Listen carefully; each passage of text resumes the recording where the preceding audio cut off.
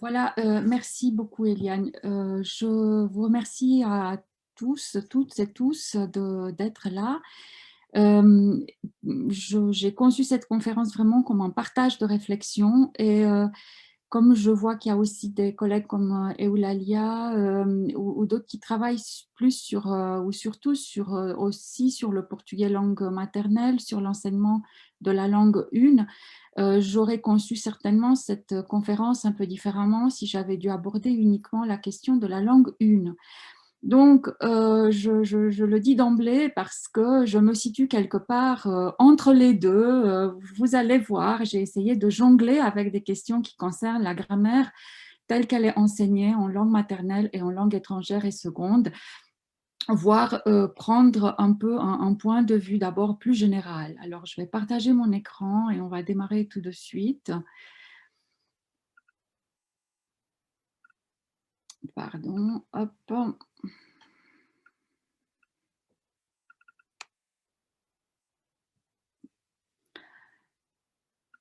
Voilà, j'aimerais juste m'assurer que tout le monde voit bien mon écran.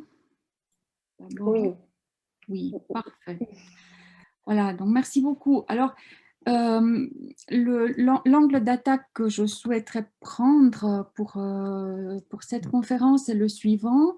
Essayer d'envisager la grammaire comme objet d'apprentissage. Eliane, tu le disais tout à l'heure, incontournable, d'une manière ou d'une autre, je reviendrai sur cet aspect. Mais aussi comme un outil de développement. Et si les deux aspects se trouvent dans le titre d'emblée, c'est parce que les conditions d'évolution des conceptions, l'histoire de l'enseignement des langues, etc., a fait que ces deux problématiques-là ne sont pas forcément associées.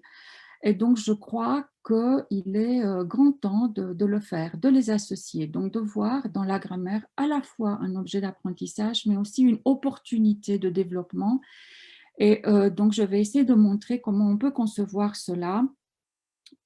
J'espère pouvoir y arriver. Alors, je vais vous inviter, comme je disais tout à l'heure, à me suivre d'abord ou à m'accompagner dans un certain nombre de réflexions et de questions. Je vais vous ouvrir ma cuisine et vous montrer le plan de travail. Voilà.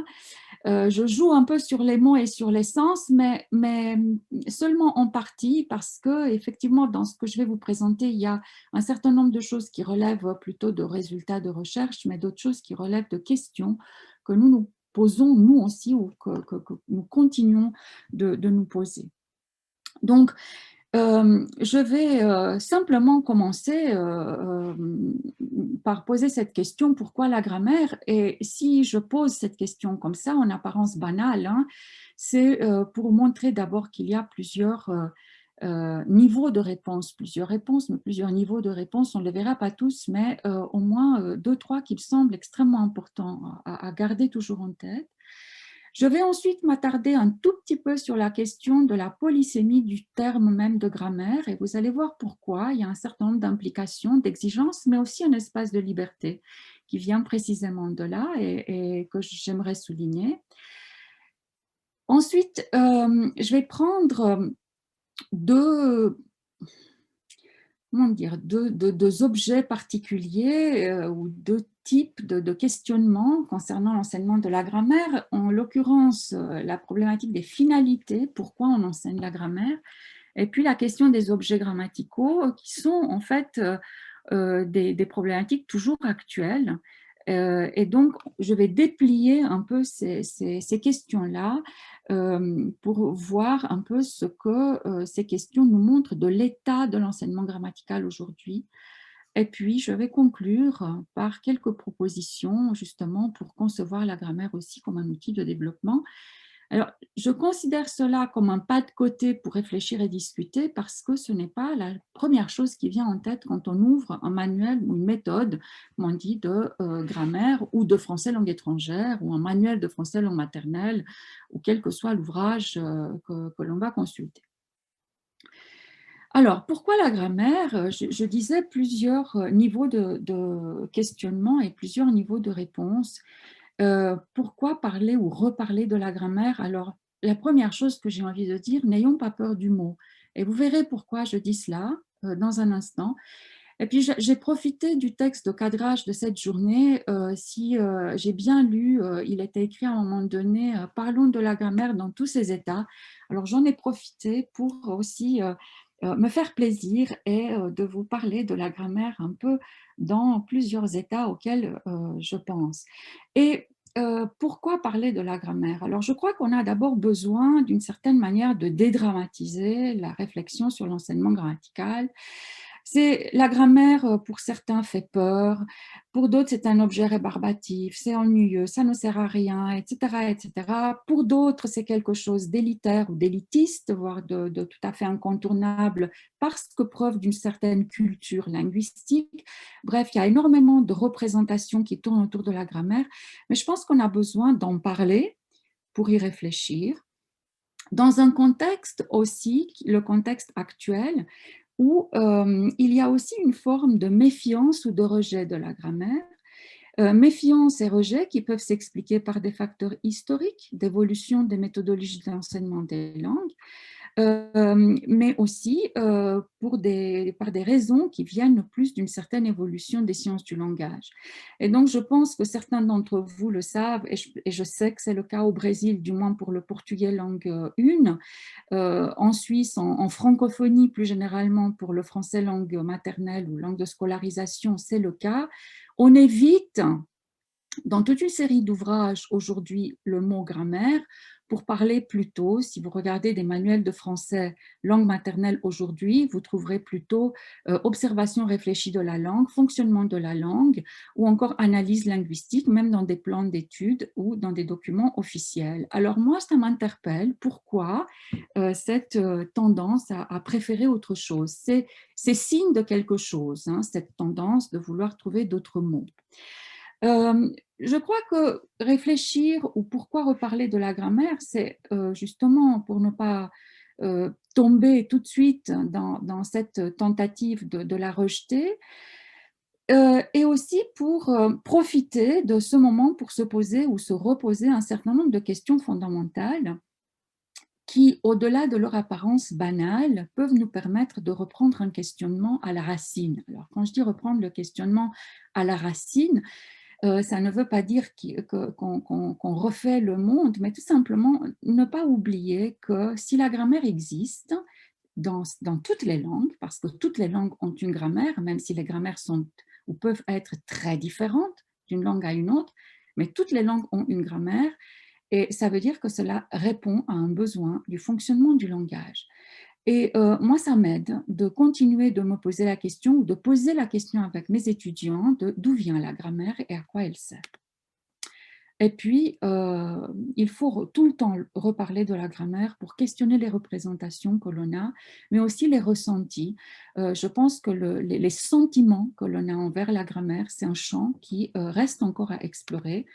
Euh, alors, on ne pourra pas tout faire aujourd'hui, mais voilà donc un contexte de questionnement qui peut inciter à continuer de reparler de la grammaire. Alors, je disais tout à l'heure, pourquoi parler de la grammaire, reprendre le questionnement à la racine. Je pense que si on se pose la question du pourquoi toutes les langues ont une grammaire, moi, je ne peut que remonter à une caractéristique du langage verbal humain, des signes linguistiques, en l'occurrence le caractère linéaire.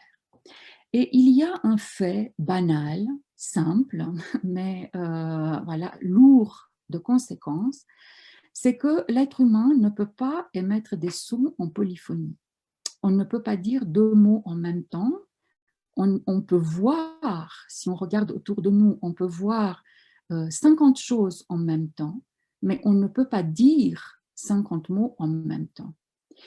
L'être humain ne peut pas émettre des sons en polyphonie, ne peut pas produire des mots en polyphonie, donc on est obligé à produire en successif, linéairement. Et c'est cette production linéaire que reprend l'écriture, du moins l'écriture alphabétique, qu'elle soit de gauche à droite, de haut en bas, de bas en haut, comme on voudra.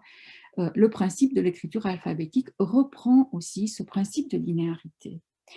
Alors, c'est un fait à ne pas oublier, on ne va pas l'explorer davantage ici, ou pas du point de vue physiologique, etc. Ce n'est pas ça le problème, Mais je crois qu'il ne faut pas l'oublier et parfois le poser avec, du moins avec les étudiants en formation, peut-être pas toujours avec tous les apprenants, mais il y a deux dimensions au moins de la linéarité qui vont nous intéresser fondamentalement.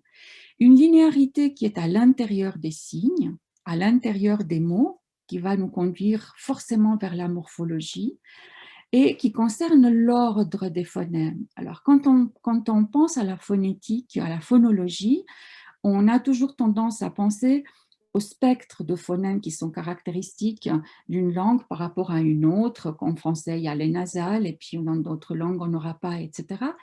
Mais la question de la linéarité des signes nous conduit aussi à poser la question de l'ordre des phonèmes, parce que des phonèmes qui existent dans une langue, R, O, P, T, E, comme ici, tels que je les ai mis ici, bah, ça ne renvoie à rien, mais dès que je change, dès que je modifie l'ordre, et je ne fais rien d'autre que le modifier l'ordre, eh ben, ça va donner un mot que l'on va reconnaître. Donc, qu'est-ce que ça montre? Ça montre que cet ordre linéaire, que ce jeu, que la manière dont on va mettre les phonèmes dans l'ordre linéaire des signes va avoir une importance. Euh, on peut voir la même chose en regardant le problème sous l'angle des affixes, de la racine des préfixes, suffixes, comme on voudra. Le fait qu'on puisse dire défaire mais pas faire de, ça veut dire qu'il y a un certain ordre qu'il faut respecter. On peut continuer la réflexion et réfléchir à l'ordre en tant qu'ordre des mots dans leur organisation successive selon des règles. Et là, on va venir petit à petit dans le territoire de la syntaxe. Si je vous dis un certain nombre de mots que vous allez tout de suite reconnaître comme étant du français, donc pour celles et ceux qui ont assisté à un des ateliers de tout à l'heure, je ne vais même pas parler encore des vorpeilles, mais un certain nombre de mots que vous allez tous reconnaître comme étant du français, journée, à, confirmons, là, étudiant, on, nous, participer, on comprend quelque chose, mais on ne comprend rien en même temps.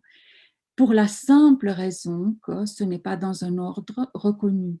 Et dès que je change, non pas les mots, mais leur ordre, vous allez comprendre quelque chose.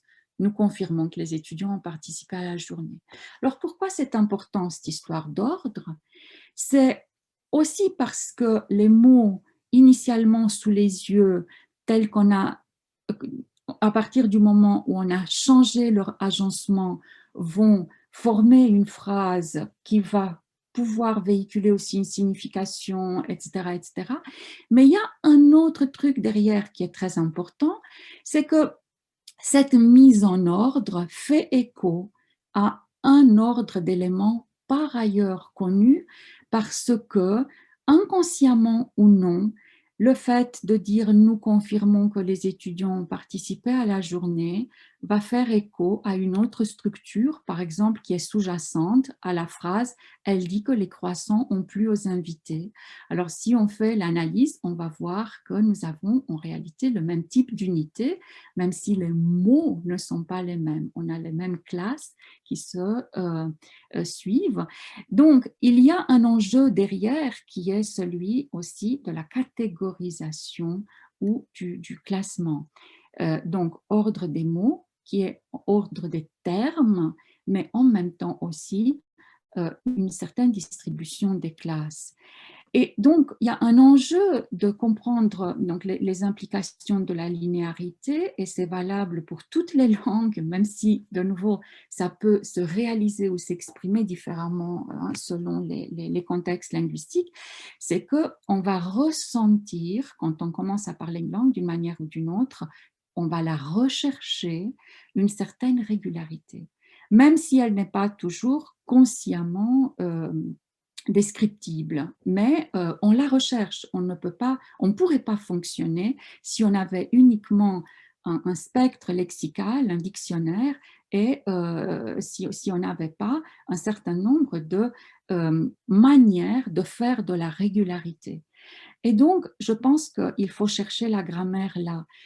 Dès qu'on se dit cela, pour moi, enfin, j'ai l'impression que la grammaire devient un peu autre chose, une histoire beaucoup plus abordable que la lecture de toute une série de règles obscures dans des manuels de grammaire. Donc voilà ce que j'entends par prendre le problème à la racine. Alors, je vais continuer avec deux exemples, juste filer encore ce que nous ouvre cette question de l'ordre des mots. Je vais prendre un exemple qui est le suivant. L'enfant regarde le Père Noël. Alors, je sais qu'on n'est pas à la période de Noël, mais ce n'est pas grave. Et je ne vais rien faire d'autre que modifier l'ordre. Le Père Noël regarde l'enfant. Je n'ai pas changé les mots, j'ai juste modifié l'ordre. Et à partir de là, je peux raisonner, on peut réfléchir. En fait, qu'est-ce qu'on a fait quand on a changé l'ordre des mots? Eh bien, on peut faire un certain nombre de constats qu'on a d'abord exactement les mêmes mots ou les mêmes signes, dans deux ordres différents qui vont donner deux significations différentes. Bien. Mais on peut aussi aller plus loin et dire, ben, en fait, il y a des rôles différents. Pourquoi j'ai deux significations différentes? C'est parce qu'il y a des rôles différents qui sont joués par les mêmes mots en fonction de l'ordre et de la place occupée. C'est-à-dire que je vais sentir que l'enfant de l'exemple 1 est différent de l'enfant de l'exemple 2. Quand je dis l'enfant regarde le Père Noël et le Père Noël regarde l'enfant, je vais sentir qu'il y a une différence, même si je ne dis pas encore avec du métalangage grammatical en quoi consiste cette différence, mais on la sent et c'est l'ordre des mots qui va nous faire sentir cela. De même que je vais sentir qu'il y a le même rôle qui peut être joué par des mots différents parce que je vais sentir aussi une similitude entre l'enfant ici et le Père Noël ici. Ce sont des mots différents, mais la similitude, elle est là. Donc, c'est cela qui va justifier que les grammairiens, après, ont codé cette espèce de similitude ici entre l'enfant et le Père Noël, ou de différence entre l'enfant d'ici et l'enfant de là. Eh ben, c'est cela qui a été codé ou codifié par les théories grammaticales en termes de fonctions. Ce sont des fonctions différentes qui sont réalisées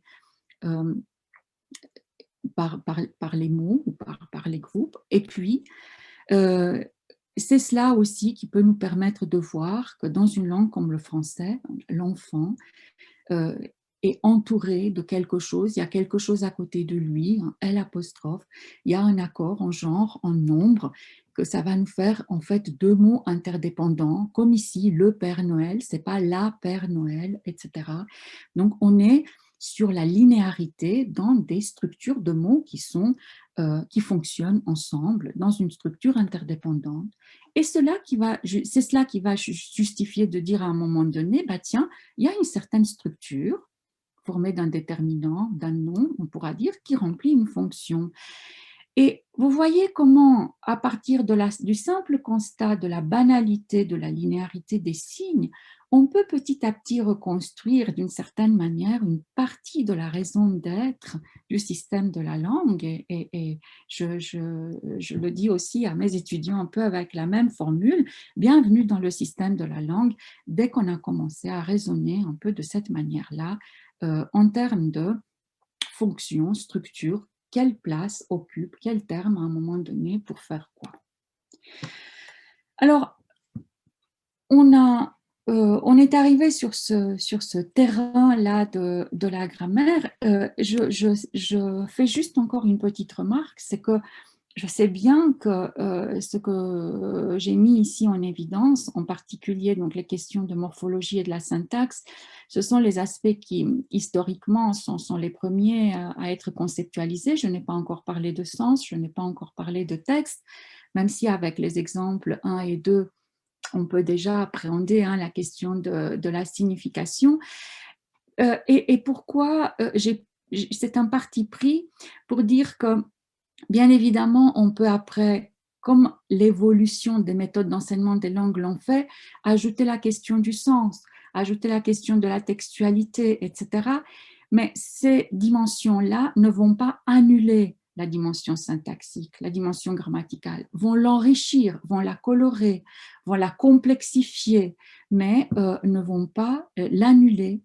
Donc, il y a une structuration, on va dire sous-jacente, qui va être toujours là. Alors, pour la conceptualiser, je me sers toujours de Saussure. Bon, je ne développerai pas cela, mais je cite quand même ces travaux qui sont en arrière-fond quand même de ce travail sur l'axe syntagmatique et paradigmatique que l'on continue quand même de faire. J'attaque ma deuxième question. Qu'est-ce que la grammaire? Et je sais que tout le monde pourrait donner, si je vous demandais d'écrire ou de dire vite qu'est-ce que la grammaire, tout le monde pourrait donner une définition. Mais j'évoque quand même cette polysémie du terme. Donc ici, je vais me pencher sur le mot grammaire. Je pense que on ne doit pas oublier que ce terme est fortement polysémique parce que, et ça a été mis en évidence et bien travaillé notamment en francophonie par Combette et Lagarde en 82, mais il y a aussi toute une série d'auteurs anglo-saxons qui ont travaillé cette question de la polysémie du terme grammaire. Qu'est-ce que la grammaire? Eh ben, la grammaire peut être, ou on peut désigner par grammaire la propriété d'une langue de se conduire selon un certain nombre de règles partagées par la communauté de locuteurs concernés. Alors, quand je dis partager, ça ne veut pas dire que je dis partager consciemment ou partager de manière déclarative. On peut les partager de manière purement pratique. D'accord? Donc, suivre un certain nombre de règles, mais être incapable de les énoncer. Alors, c'est en cela qu'on va parler de grammaire du français, grammaire du portugais, etc. Mais le terme grammaire désigne aussi la maîtrise, là aussi, pratique ou théorique, comme on voudra, ou selon les cas, voilà, ça peut être différent, la maîtrise donc de ces règles par un certain individu.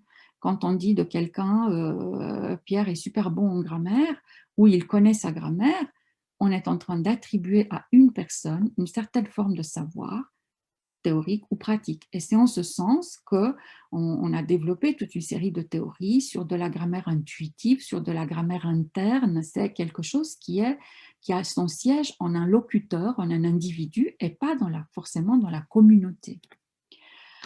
Grammaire désigne aussi une théorie du langage, une théorie à propos du fonctionnement de la langue. Quand on parle par exemple de la grammaire générale et raisonnée de Port-Royal, ou de la grammaire générative et transformationnelle, ce n'est pas seulement une question de grammaire, c'est une vraie théorie du fonctionnement de la langue, j'y reviendrai dans un instant. C'est aussi une branche des sciences du langage. C'est aussi un livre, un ouvrage manufacturé ou un livre électronique.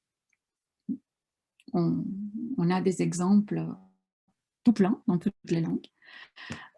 Une discipline scolaire, une discipline ou encore une sous-discipline du français, si on voit le français ou le portugais ou n'importe quelle langue comme discipline plus générale, ou encore une activité scolaire, une tâche, une forme d'exercice. Quand on dit un exercice de grammaire, faire de la grammaire, faire une tâche de grammaire, etc., etc. Alors, l'idée, ce n'est pas du tout d'être exhaustif ici, mais simplement de rappeler ce phénomène, rappeler cette polysémie du terme, parce que cela engage un certain nombre d'attitudes ou il y a un certain nombre d'implications. Avant de les citer, je vais juste dire, on peut aussi ajouter à cela les trois grands angles d'attaque, et vous verrez ça, son importance, hein, et ça a eu son importance dans l'évolution des méthodes de langue. Grammaire, on peut désigner par grammaire notamment avec le syntagme, l'expression grammaire théorique ou grammaire philosophique. En fait, ce sont des théories descriptives, explicatives des structures de la langue, des véritables théories du langage. Et là, je reprends les exemples que je donnais tout à l'heure, la grammaire générale et raisonnée de Port-Royal, ou la grammaire de Bopp, pour ceux qui connaissent la grammaire comparée, ou la grammaire générative et transformationnelle de Chomsky. Ici, l'angle d'attaque va être celui de décrire et expliquer.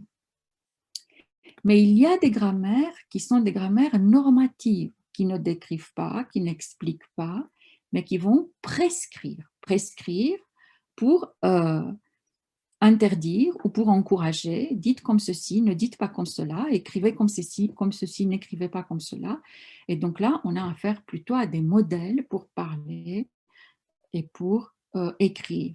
Et donc, vous connaissez bien évidemment toute une série de grammaires normatives. Les grammaires de l'Académie française le sont en grande partie, ou le bon usage, ou d'autres ouvrages encore qui continuent d'être édités aujourd'hui.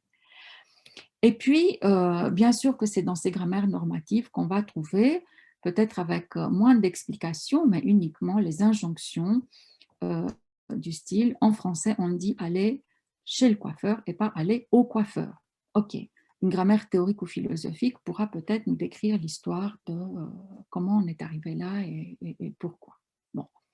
Et puis, il y a la troisième sorte d'approche, les grammaires scolaires, qui ont quelque chose de différent, c'est qu'elles ont été euh, conçues, destinées spécifiquement à l'enseignement, et donc elles ont été conçues pour être accessibles aux élèves et, j'ai envie de dire, aux enseignants, parce qu'il y a dans ces grammaires un certain nombre de signes de structuration spécifiques. Il va y avoir non pas seulement des objets de description ou d'explication, mais des objets d'enseignement. Il va y avoir une certaine progression des apprentissages. Dans une grammaire théorique ou philosophique, on n'a pas une progression, on a des chapitres, mais il n'y a pas une progression. Et puis, il n'y a pas d'exercice. Donc, ce par quoi on va reconnaître une grammaire scolaire, c'est qu'il va y avoir un certain nombre d'exercices. Alors, ici, vous avez un exemple juste pour vous montrer en français comment on est passé de quelque chose qu'on va appeler un livre de grammaire. C'est pas pour lire, c'est juste pour vous voir la mise en page, hein, où on va décrire, expliquer un certain nombre de choses, voire prescrire un peu. Et puis, 1836, c'est le livre de grammaire de la Harpe, et un manuel de grammaire. Vous voyez bien, on a tout de suite les exercices à trous, hein, et puis une mise en page qui est différente, avec du gras, avec un certain nombre d'exemples, une forme de systématisation et des exercices. Donc, la manualisation, comme disent certains, va être vraiment un processus historique, hein, qui va caractériser la fabrication des livres à un moment donné. Donc, toutes ces considérations pour prendre un peu de distance par rapport au terme même grammaire et pour le voir un peu dans sa complexité, cela a un certain nombre d'implications, mais aussi, comme je disais tout à l'heure, vous allez le voir, peut-être un certain nombre de libertés.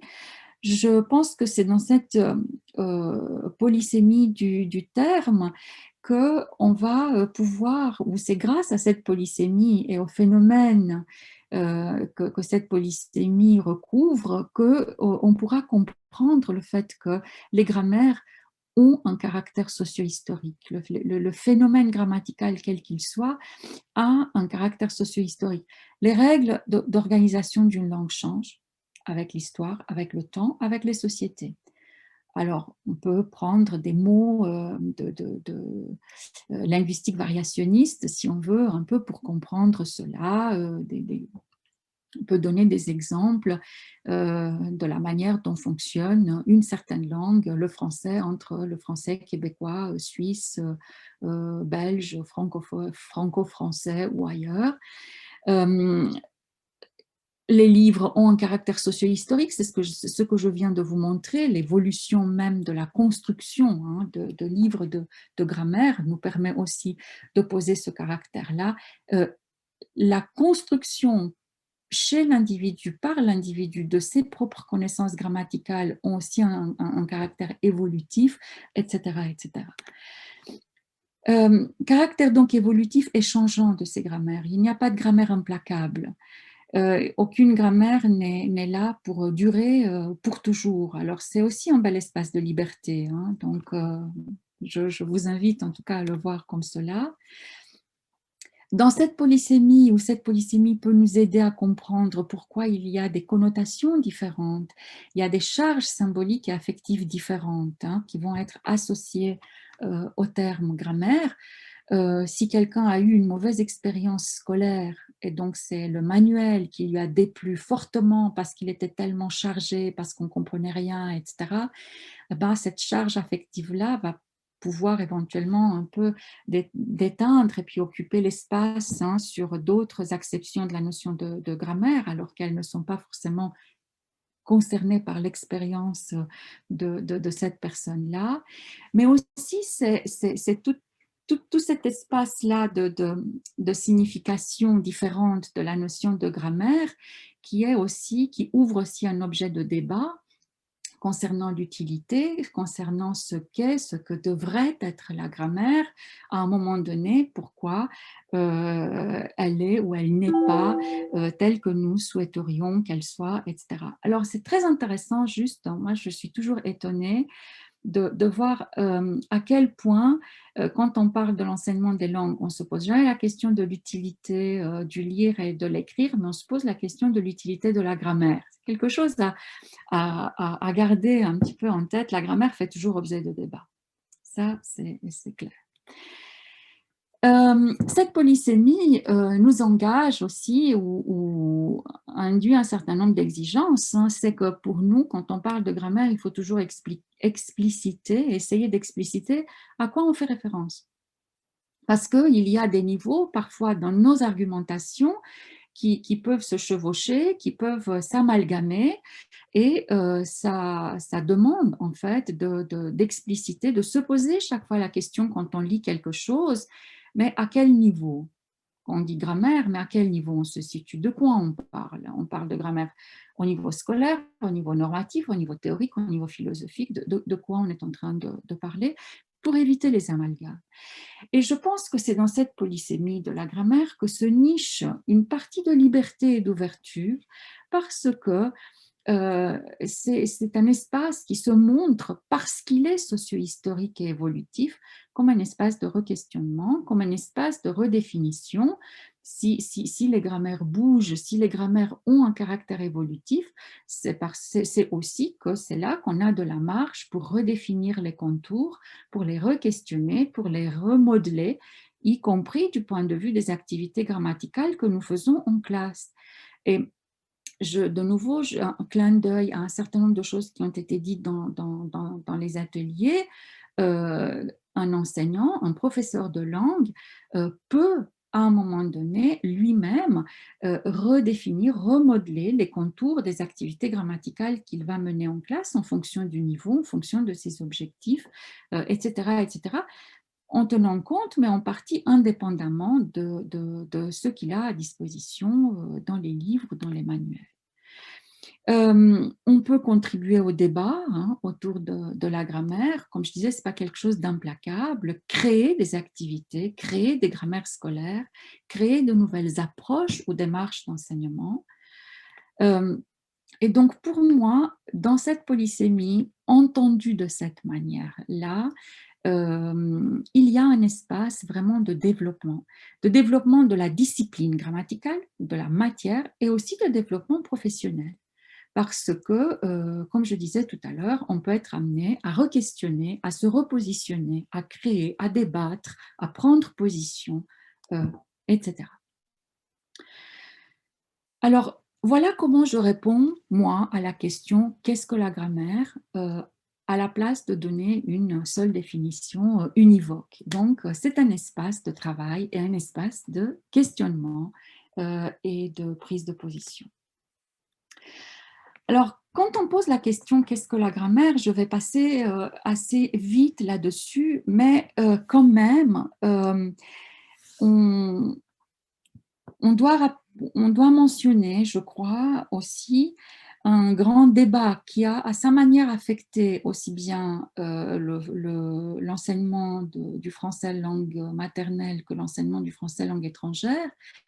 Dans cette espèce d'évolution socio-historique que je mentionnais tout à l'heure, la problématique de ce qu'on appelle grammaire rénovée par rapport à ce qu'on a appelé à un moment donné grammaire traditionnelle, et qu'on continue d'appeler grammaire traditionnelle. Alors, grammaire traditionnelle, on n'en parle pas seulement en français langue maternelle, mais en français langue étrangère aussi. Si vous prenez par exemple le cours de didactique du français langue étrangère et seconde de Jean-Pierre Cuc et Isabelle Gruca, il y a aussi cette discussion de la configuration dite traditionnelle et la configuration ou les configurations successives modernes, communicatives, actionnelles, que vous connaissez bien en FLE. Alors, en français langue maternelle, on a aussi posé à un moment donné, on a aussi d'abord milité, ensuite on l'a réalisé, une nouvelle démarche. Alors cette grammaire dite rénovée, chez certains auteurs, on va parler de nouvelles démarches, d'autres nouvelles didactiques, d'autres enseignements renouvelés du français. C'est la même chose. L'idée, c'est de comprendre ce qu'il y avait derrière. En français langue maternelle, on était confronté en fait à un problème d'échec scolaire assez massif, et donc le renouvellement de la grammaire avait comme objectif de limiter l'échec scolaire. Je pense qu'il ne faut jamais oublier cela. Cet objectif qui était lié à la réussite de tous les élèves, faire réussir tous les élèves. Et donc, enseigner la grammaire autrement, c'était se donner les moyens, voilà, de donner aux élèves les moyens de maîtriser leur langue autrement. Il y a aussi un enjeu qui est celui de rendre les apprenants actifs. Alors là, c'est important parce que quand on dit rendre les apprenants actifs, ça veut dire que dans ces grammaires rénovées, on va essayer de sortir les élèves d'une posture contemplative qui a quand même assez longtemps dominé l'enseignement des langues. On a quelque chose, on va contempler la langue, on va s'en imprégner. Ici, cette nouvelle approche de la grammaire demande justement aux professeurs, aux enseignants, de créer un cadre pour que les élèves manipulent la langue.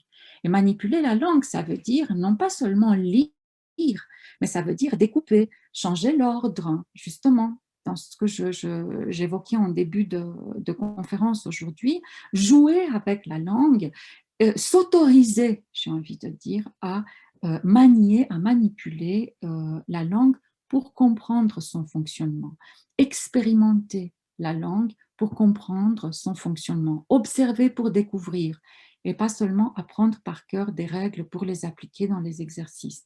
Il y avait vraiment cet objectif-là.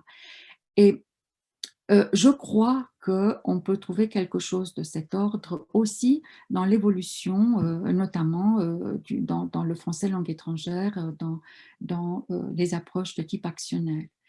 Conduire les apprenants à raisonner plutôt qu'à réciter par cœur des règles, mettre l'accent davantage sur les aspects systémiques, leur montrer que s'ils ont compris à un moment donné comment fonctionne l'accord entre l'adjectif et le nom, eh ben, cette compréhension-là est valable pour toutes les occurrences où ils vont trouver un nom et un adjectif, et pas seulement de manière locale. Donc, sortir d'une vue un peu isolante pour aller vers quelque chose de plus facilement transférable parce qu'on a compris comment le système fonctionne. Privilégier des savoirs construits et compris plutôt que des savoirs récités ou déclaratifs, combiner démarches inductives et déductives dans l'enseignement des règles, clarifier les termes grammaticaux et les procédures. Alors, je reviendrai dans un instant sur cette question de la terminologie et des procédures. Et je crois que je ne me trompe pas si je vous dis que cette nouvelle manière de voir la grammaire ou cette grammaire rénovée arrive en fait et commence à être prise en compte, voire à s'imposer, du moins chez les didacticiens dans certains contextes, dans les années 80, pratiquement, enfin fin des années 70, 70, comme vous voudrez, début des années 80, à la même période où dans l'enseignement des langues étrangères et du français langue étrangère, on entre de plein pied dans les approches communicatives ou un peu plus tard dans l'approche actionnelle. Et je pense qu'il y a là une similitude d'objectifs, même si ça s'est réalisé différemment. Je ne suis pas en train de dire que c'est égal, je suis juste en train de dire qu'il y a un mouvement il y a une base commune de ce mouvement, même si après ça s'est concrétisé de manière différente. Et c'est très intéressant quand on regarde notamment ce que disent CUC et GRUCAP pour le français langue étrangère, hein, que j'évoquais tout à l'heure. Ils disent, mais en fait, les approches nouvelles d'enseignement du français langue étrangère essayent de dépasser l'approche qu'il appelle lui aussi traditionnelle, qui était marquée par quoi? Par une importance donnée à la grammaire, mais à une grammaire déclarative, donc à la récitation des règles, à un enseignement normatif, donc à un type de grammaire de ce que j'évoquais tout à l'heure, des normes dites comme ceci et ne dites pas comme cela, la centration sur l'écrit, le recours à la traduction, les fameuses approches dans le français langue étrangère, grammaire-traduction, hein, on a appelé comme ça dans les années 60 et avant les années 60, hein, si je ne me trompe. Alors, avec tout cela, quels sont les enjeux actuels de l'enseignement grammatical? Et je vais vraiment, je ne vais pas tous les prendre, il y a beaucoup d'enjeux, mais je vais zoomer comme ça sur deux, trois choses. Les finalités et les objectifs. Alors, je vais d'abord me centrer sur les finalités. Quand on parle des finalités de l'enseignement grammatical ou de la grammaire, c'est se demander à quoi sert la grammaire. C'est une question qu'il faut continuer de poser. Dire qu'il n'y a pas une réponse unique ou univoque à cette question. Je pense qu'il faut le reconnaître, le dire, pour pouvoir se positionner. Et aujourd'hui, par rapport aux finalités de l'enseignement de la grammaire, on trouve en fait trois points de vue qui coexistent, qui n'ont pas la même importance, qui n'ont pas la même adhésion chez les didacticiens, chez les enseignants, mais on les trouve, hein. Et il y a Suzanne Chartrand qui a fait déjà en 2012 et puis qui a repris ça dans un écrit ultérieur, une sorte de cartographie de la manière dont les didacticiens du français ont envisagé les finalités de l'enseignement grammatical sur les dernières 25 années à peu près. Il y a d'abord un point de vue, donc je rappelle, la question posée, c'est à quoi sert la grammaire? On peut répondre avec un point de vue que Chartrand appelle utilitariste. Moi, je ne l'appellerai peut-être pas exactement comme ça, mais je reprends ici ces termes qu'elle retrouve, qu'elle va déceler dans les premiers travaux de la fin des années 80 et puis des années 90 chez Bronckart et Snitzer, mais aussi aujourd'hui encore dans les travaux de Nadeau et Fischer, notamment au Québec, et puis nombre d'autres travaux. Ça veut dire quoi? La grammaire elle a un sens, il y a du sens à faire de la grammaire si elle sert finalement à développer les capacités d'expression, de communication des élèves. Je pense que vous aurez compris la compatibilité de ce point de vue avec le point de vue communicatif dans le domaine du français langue étrangère. Donc, la grammaire au service du texte, on pourrait dire aussi. Deuxième point de vue qu'on trouve notamment chez le collègue belge Dumortier, un point de vue communicationnel, alors qui est un petit peu plus que le point de vue utilitariste. La grammaire sert non seulement à développer les capacités d'expression, mais aussi à conduire les élèves à pouvoir juger dans une posture un peu méta de l'efficacité de leur énoncé par rapport à une situation de communication déterminée. Donc, pas seulement pouvoir s'exprimer, pas seulement utiliser la grammaire pour bien lire, dire, parler, écrire, etc., mais aussi utiliser la grammaire pour se questionner, est-ce que dans cette situation de communication, c'est comme ça que je dois parler? Vous voyez un peu, il y a un double niveau là, un niveau méta qui est plus prononcé. Et puis enfin, il y a un troisième point de vue de à quoi sert la grammaire, qui est un point de vue un peu différent, que Chartrand appelle disciplinaire et culturel, moi je l'appellerais plutôt systémique par exemple, enfin, qui a été défendu par Bernard Schneuvely fin des années 90, début des années 2000, ou encore par Josiane Boutet, qu'on connaît moins dans le domaine de la grammaire, on la connaît plus dans l'analyse du travail, le rôle du langage dans l'analyse du travail. Elle a aussi fait quelques travaux sur l'enseignement de la langue, qui défendent en fait un point de vue sur la grammaire comme savoir autonome. La grammaire, elle a du sens en elle-même, pour elle-même. Et pourquoi? Parce que c'est une discipline scolaire, ou c'est une discipline d'enseignement. Discipliner, ça sert à discipliner l'esprit des élèves. Alors, ne voyez pas dans le mot discipliner le fait le sens de faire en sorte que les élèves restent bien sages et tranquilles et qu'ils ne bougent pas. C'est pas en ce sens-là, mais c'est faire rentrer les élèves dans une culture disciplinaire, dans un domaine de connaissances spécifiques. D'accord ? Comme si on disait faire entrer les élèves dans le domaine disciplinaire de la physique, dans le domaine disciplinaire de la grammaire.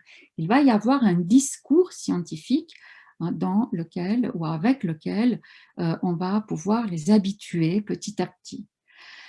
Alors, ce point de vue-là stipule aussi que la grammaire n'a pas de bénéfices précis et immédiats, hein, donc on ne pourra pas voir les bénéfices de la grammaire de manière immédiate, mais la grammaire ici contribue au développement surtout psychologique des élèves, c'est-à-dire qu'on va voir dans le fait de faire de la grammaire pour rendre les élèves plus conscients en fait, de leurs savoirs grammaticaux, on va voir ici vraiment un point de vue ou un bénéfice, on va dire, développemental en termes de développement psychologique, compatible en gros avec le développement psychologique qu'on peut assigner à l'algèbre ou à d'autres matières qui conduisent à permettre aux apprenants d'exercer leur capacité d'abstraction. Donc, pas seulement des capacités pratiques, mais des capacités d'abstraction, de généralisation, de construction de savoirs, justement organisés en système. Tous les savoirs ne sont pas organisés en système. La grammaire a cette caractéristique de confronter les apprenants à des savoirs de type systémique et donc à permettre la construction de ce type de savoir. Alors, je pense qu'on peut aussi rapidement dire que ce point de vue appelé utilitariste, en fait, est très présent dans l'histoire de la langue française, et c'est notamment Chervel, André Chervel, qui l'a montré. La grammaire a servi, ou l'apprentissage de la grammaire à l'école a servi au début en France à la maîtrise de l'orthographe, et encore aujourd'hui on se pose le problème en francophonie de manière très précise et de plus en plus technique, j'ai envie de dire, le problème du rapport entre grammaire et orthographe. Qu'un point de vue comme celui-ci, disciplinaire et culturel, nécessite vraiment une perspective élargie qui n'est pas seulement didactique, mais qui est aussi psychologique. Maintenant, je vais dire juste que selon les didacticiens, on va assister à une forme de mise un peu dos à dos de ces points de vue. Il y a des didacticiens qui vont dire, mais la grammaire, elle doit être utile pour mieux lire, mieux écrire, mieux communiquer. Et puis, la grammaire comme savoir autonome, ça ne nous intéresse pas. Donc, il y a des positions qui sont très tranchées et il y a des positions qui le sont un peu moins. Je ne vais pas pouvoir développer, discuter cela ici. Je vous dirai juste que cela existe. Notre position, enfin celle avec laquelle on travaille dans notre groupe GraphMer et avec mes collègues, c'est justement de dire ça ne sert à rien de hiérarchiser a priori les finalités de l'enseignement grammatical. La grammaire sert à la fois, en même temps, à l'expression. Donc, elle est, de ce point de vue-là, au service de la compétence de communication, de la compétence scripturale, au service des textes, mais en même temps, elle doit servir aussi à la compréhension du fonctionnement de la langue, à la construction d'une représentation de la langue comme système. Et donc là, on rejoint l'idée de grammaire autonome. Donc, nous, on est dans cette prise de position de la grammaire comme en même temps grammaire pour dire, lire, écrire, et grammaire pour elle-même, pour comprendre le fonctionnement de la langue. Cela signifie donc de réfléchir à la grammaire en tant qu'objet d'enseignement, en tant que savoir à apprendre, et je pense qu'on ne peut pas sortir de là, hein, mais aussi en tant qu'outil de développement. Et moi, j'encourage toujours à voir dans la grammaire vraiment une occasion de construction ou de restructuration de savoir au niveau cognitif. La grammaire est aussi occasion d'exercer du raisonnement, d'exercer aussi des capacités de conceptualisation, de production, donc de raisonnement. Et puis, avec certains de mes collègues, et puis je me plais vraiment, j'aime beaucoup citer ici la collègue Martine Panchou-Dubois, j'ai envie de dire que la grammaire peut être aussi un outil d'émancipation. On a le droit non seulement d'utiliser une langue, mais aussi de savoir comment elle fonctionne. Quand j'utilise un marteau, j'ai le droit de l'utiliser, mais j'ai aussi le droit de savoir de quoi il est fait, comment il est fait, peut-être pour avoir plus d'autonomie dans la manière dont je l'utilise. Et donc, savoir la grammaire ou connaître aussi ou avoir une représentation de la langue comme système, c'est le droit d'être connaisseur et non seulement usager. Et donc, c'est en cela qu'on peut rejoindre cette idée de la grammaire comme outil d'émancipation. Et donc, je ne me place pas ici dans un point de vue élitiste, hein, je tiens à le préciser, mais dans un point de vue où on assume aussi une posture qui n'est pas seulement praxéologique, mais aussi gnoséologique, pas seulement de la pratique de la langue, mais aussi du savoir sur la langue.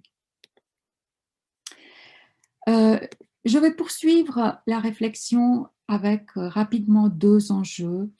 Je pense que vous le savez aussi, qui concernent cette fois non plus les finalités, mais les objets d'enseignement. Je crois que la façon dont la grammaire se présente aujourd'hui, la façon dont les objets d'enseignement grammaticaux se présentent aujourd'hui, c'est une manière d'objet à contour flou.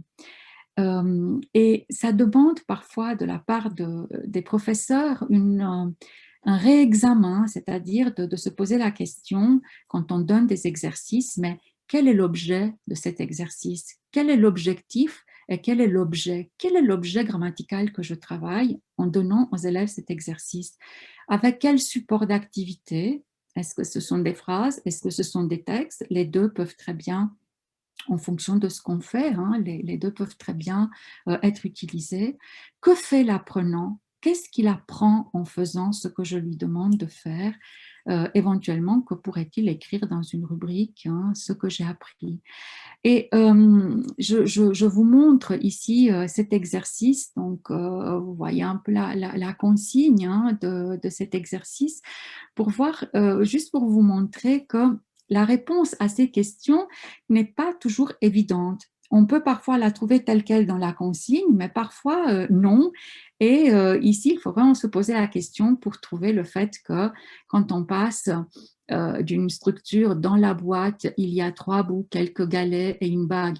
Dans la boîte à secret, il y a 3 petits bouts, quelques galets du bord et une bague en fil. Et puis après, on va dire en fil de fer, eh ben, on est sur l'expansion du groupe nominal. Et donc, ce n'est pas dit comme ça, mais l'objet travaillé est celui-là. Donc, c'est pour ça que je parle d'objet parfois à contour flou. On trouve ça, je pense, dans toute une série de manuels. Vous voyez ici quelque chose qui est étiqueté fonctionnement de la langue, grammaire. Et puis là, on touche plus à des questions de sens, à des questions d'utilisation d'un dictionnaire. Ici, on touche plus à la connotation dans la situation d'un texte poétique. On pourra éventuellement revenir dans la discussion. L'idée, ce n'était pas de décortiquer tous ces exercices, mais simplement d'illustrer ce que j'entends par objet à contour flou. Ou encore, vous voyez, je vous donne ici juste un exercice. Complète ce passage avec les adjectifs suivants: interminable, pointu, tranchant, brun. Alors, si je vous pose la question, est-ce que c'est un exercice de grammaire? Est-ce que ici, c'est un exercice que vous diriez comme ça spontanément, rapidement, c'est un exercice de grammaire? Je pense que la plupart d'entre vous dira oui, moi aussi, sauf qu'on va le trouver en fait dans une activité de lecture. C'est ce que ça veut dire qu'on va pouvoir parfois trouver la grammaire de manière implicite, explicite ou implicite, mais dans d'autres activités qui relèvent d'activités textuelles de lecture ou d'écriture. Et ça montre un peu d'une autre manière l'imbrication, hein, en fait, entre grammaire et textualité. Bon. Un enjeu extrêmement important aujourd'hui dans l'enseignement de la grammaire, je crois, c'est l'enjeu de l'interaction entre la grammaire et les autres composantes du français. Ça peut être la conjugaison, ça peut être l'orthographe, ça peut être l'expression écrite, l'oral, le vocabulaire ou le lexique, bien évidemment. Moi, je vais juste survoler cette question en vous donnant un exemple pour vous montrer l'importance de concevoir l'articulation entre grammaire et orthographe. On en parlait encore dans une journée d'études ce matin. Quand je dis ce matin pour nous en Suisse, puisqu'on sort d'une journée d'études à Lausanne sur la question de l'orthographe. Et la problématique banale, là aussi j'aime beaucoup les questions banales, de l'accord entre sujet et verbe, qui est une question qui est considérée vraiment comme simple. Il suffit de dire que le verbe s'accorde avec le sujet. Bon. Et on se rend compte, quand on fait des études, que c'est une question en réalité extrêmement complexe, qui pose des problèmes très importants, qu'une phrase comme « les roses jaunes parfument le salon » est une phrase où les élèves vont faire énormément d'erreurs, pas seulement en français langue étrangère, mais aussi en français langue maternelle. Et donc, il est tout à fait important de se demander, mais pourquoi? Il y a quoi là-dedans? Et il y a des études qui ont été conduites, notamment par Cogis et Brissot, que je cite ici, sur cette question. Alors, je vais vous le montrer rapidement avec cette phrase. « Rusée, les sœurs de Cendrillon lui donnent de longs travaux à faire ». Vous aurez reconnu le conte de Cendrillon, avec toute une discussion entre les élèves en classe. Qu'est-ce qu'il faut écrire? Donne avec E ou donne avec ENT?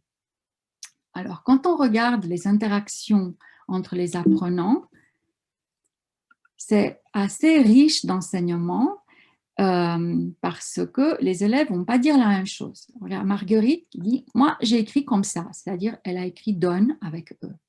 Parce que « lui donne », c'est à Cendrillon, « lui donne ». Oui, mais non, Gaëtan, moi je pense que « lui donne » avec ENT, ça représente les sœurs. On peut très bien enlever lui et mettre rusé, les sœurs donnent de longs travaux à Cendrillon. Alors, les enfants qui ont écrit donne avec un E comme ça, vous avez une idée? Pourquoi vous avez écrit comme ça? Calypso. Moi, je ne sais pas. Parce que je le vois le plus souvent écrit comme ça. Je le vois le plus souvent écrit au singulier. Donc là, c'est le contact avec ce que les élèves voient le plus souvent. Et puis, je n'ai pas l'habitude de le voir au pluriel. D'accord, Rachel, moi je me dis que c'est les sœurs qui donnent, mais je me dis c'est on donne à Cendrillon. Donc vous voyez l'hésitation qui est là. Et Cléa, qui va dire en fait le sujet du verbe c'est les sœurs. Et donc elle arrive à résoudre le problème orthographique par le fait qu'elle va amener le mot sujet du verbe, par un concept grammatical. Le sujet du verbe, c'est les sœurs, c'est elles au pluriel. Et elles au pluriel, il faut aussi mettre le verbe au pluriel parce que sinon, c'est mal accordé. Alors, Cogis et Brissot nous disent, en fait, il y a 3 stratégies chez les élèves. Il y a une stratégie qu'on appelle phonologographique, c'est-à-dire les apprenants vont écrire ce qu'ils entendent. Et surtout quand on est habitué à avoir comme langue maternelle une langue où la correspondance entre graphème et phonème est forte, les apprenants vont d'abord écrire ce qu'ils entendent. Il y a une autre procédure qui est la procédure morphosémantique, c'est-à-dire essayer d'écrire la morphologie du mot en se basant sur le sens. Et là, ces chercheurs mettent en évidence qu'on arrive souvent à des situations indécidables. Ce que vous avez vu, c'est Cendrillon, c'est à Cendrillon qu'on donne, c'est elle c'est singulier, etc. Et puis il y a la procédure morphosyntaxique, où on va faire appel aux connaissances grammaticales qui vont justement permettre d'élucider les doutes quand on est sur des procédures de type morphosémantique. Et là, on va chercher la raison dans les structures. Et on peut essayer de manipuler. Ici, en fait, on manipule, on met un « elle » à la place du sujet, on va pronominaliser, ça va nous permettre de élucider donc cette question d'accord, qui est en apparence une question orthographique, mais qui, vous voyez bien, en fait, va chercher des raisons grammaticales. Et quand on pense que tout apprenant qui est en train d'écrire un texte peut se poser ce genre de questions à chaque fois qu'il est en train d'écrire quelque chose, il doit accorder le verbe et le sujet, on comprend encore autrement quelle est l'importance de la grammaire.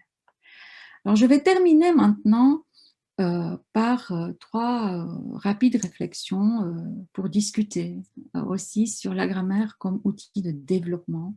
Je vais consciemment et fortement poser ce terme de développement. Et je vais vous proposer, pour qu'on se repose un tout petit peu, d'abord quelque chose de ludique. Un exercice, je vais l'appeler « appeler un chat un chat ». Alors, j'ai trouvé ceci dans une affiche pour une pièce de théâtre. Je ne vais pas analyser l'affiche ou l'annonce en fait en tant que telle, seulement la première question, et je vais vous demander de vous la poser, s'il vous plaît, cette question. Le chat existerait-il si on ne lui avait pas donné le nom de chat? Alors, c'est certain, c'est pas certain. La question qui se pose là derrière, c'est qu'est-ce qu'on a à gagner à appeler un chat un chat? Qu'est-ce qu'on a à gagner à appeler un chat comme ça et pas à l'appeler chaque fois, à dire quadrupède à poil doux, un aimant à chien ou une chaufferette à couette, etc., etc. Et on peut se poser la même question pour la grammaire, c'est-à-dire quel est l'enjeu de connaître les termes grammaticaux ici? Quel est l'enjeu de savoir à un moment donné, pas seulement accorder les adjectifs un peu dans la pratique, un peu inconsciemment, mais aussi pouvoir dire ça c'est un adjectif, ça c'est un nom, ça c'est un déterminant, ou si on veut encore article, selon les... Je ne vais pas entrer ici dans la discussion selon les méthodes ou les grammaires, ou enfin... quel est l'intérêt de pouvoir faire cela? Eh bien, l'intérêt, c'est que lorsqu'on dit un chat, on va dire un seul mot, mais on va ramener tout un concept. Quand on dit chat et qu'on connaît ce que ça veut dire chat, on va ramener en même temps plusieurs propriétés. Mammifère, quadrupède, à poil, qui a une queue, qui miaule, qui etc. Et je n'ai pas besoin de faire tout ce discours ou de ramener toutes ces propriétés de manière séparée et disparate. Et je fais cette comparaison avec le métalangage grammatical. On a vraiment un intérêt à appeler un adjectif adjectif et à utiliser des termes précis. Je pense vraiment que ça contribue au développement des connaissances, que ça soit en français langue étrangère ou en français langue première ou en portugais langue première, ou voilà, parce que l'emploi systématique facilite la conceptualisation. La conceptualisation est un mouvement progressif qui prend du temps. C'est un mouvement vers la généralisation qui passe par des analogies, par des généralisations partielles, par la réorganisation de savoirs antérieurs. Et donc, je pense que connaître un terme, pas seulement dire le mot, mais connaître le terme, hein, cela va faire en sorte, comme le disent notamment Britt-Marie Barthes à la suite de Vygotsky, etc., qu'en énonçant le mot, on peut, quand le concept est construit, remobiliser donc le concept. Seulement, ça prend du temps. De nouveau, c'est tout un processus, hein, et il y a toute une série de recherches qui montrent, donc nous en tant qu'enseignants, il faut vraiment qu'on se méfie de la récitation des mots, parce que c'est pas parce que l'apprenant récite bien un mot qu'il connaîtra le concept. Mais quand il arrive à construire le concept derrière, eh bien là, on a gagné quelque chose, on a appris à reconnaître les propriétés qui caractérisent le phénomène linguistique en question. Et pour ça, on a besoin de verbalisation, on a besoin d'explicitation, de comprendre donc que pour le même concept, il y a une combinaison de propriétés qui sont co-occurrentes. Alors, pour ne pas dépasser le temps, parce que je vois qu'il est déjà 17 heures, j'ai pris ici un exemple, on pourra éventuellement revenir dans la discussion, mais vous avez compris, je crois, l'idée qui est derrière. Surtout qu'on a en grammaire cette particularité-là que les propriétés d'une notion ne se réalisent pas toujours toutes. Il y a notamment, je passe à cette dia qui est l'avant-dernière, hein, Lord et Lalouf notamment mettent en évidence 3 types de concepts en grammaire, et je pense que c'est important pour les profs de langue de le savoir. Il y a des concepts qu'on appelle conjonctifs, qui sont définis par un ensemble de propriétés qui doivent être toutes présentes. Par exemple, la phrase est un concept de type conjonctif parce qu'on doit avoir un verbe, un sujet, il faut qu'il y ait une relation prédicative, donc il faut que toutes les propriétés soient là. On a des concepts qui sont disjonctifs. Toutes ces caractéristiques ne sont pas forcément présentes dans chaque réalisation.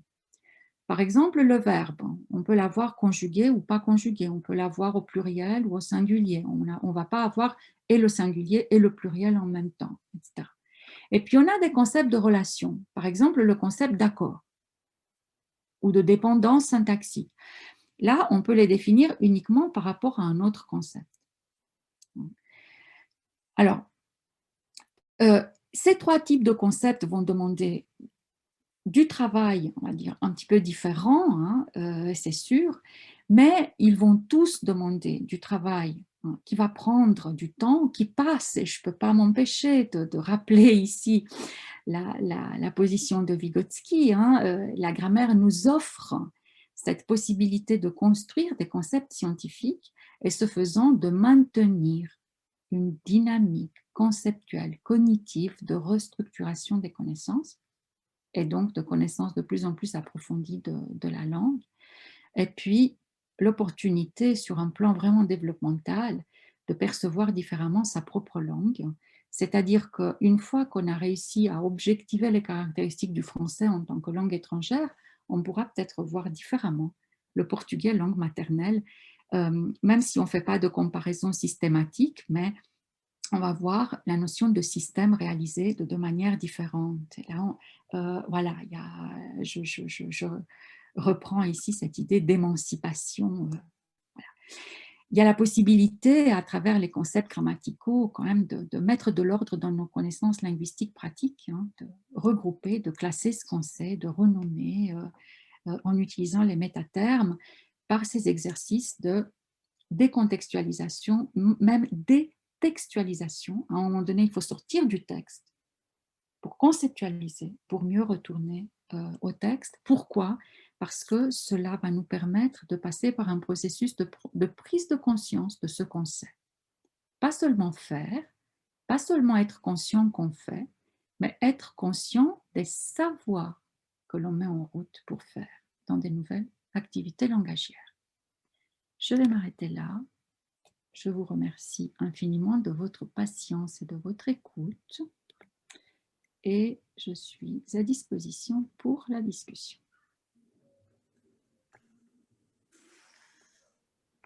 Merci Nina pour cette belle et enrichissante conférence. Je pense qu'on a tous, j'ai déjà vu qu'il y a des choses sur les chats, moi-même ça m'a fait penser à des tas de choses qui concernent notre pratique. Comme tu as dit, hein, même s'il y a certaines différences, ça concerne les profs de langue maternelle ou de langue étrangère.